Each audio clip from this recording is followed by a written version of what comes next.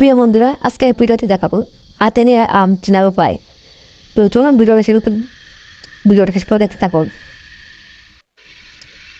গরম পড়লে আম বন্ধে মৌ করে প্রতিটা বাজারে গিয়ে সব ছেড়ে যে প্রথমে একটি ফলের দিকে দৃষ্টি আম রসালো মিষ্টি সুগন্ধে আর কিছু বাবাই যায় না। অনেকে আম কিনতে গিয়ে ঠকে যান। তবে কয়েকটি ছোট্ট টিপস মনে রাখেন, প্রতিটা বাড়িতে যাবে মিষ্টি আম। হিমসাগর, টুকাপুটি, ল্যাংড়া, রসমহরা, মালদি, বেগুনপুলি দোকানে সাজানো থাকে হরেক কিসিমের আম। কিন্তু আদৌ মিষ্টি তো কীভাবে চিনবেন কোন আম মিষ্টি কোন আম টক? তাই আম কেনার আগে মনে রাখা দরকার কয়েকটি দরকারি কথা। তাহলে পাঞ্চা আর টক নয়, প্রতিবারই কিনতে পারবেন মিষ্টি আম।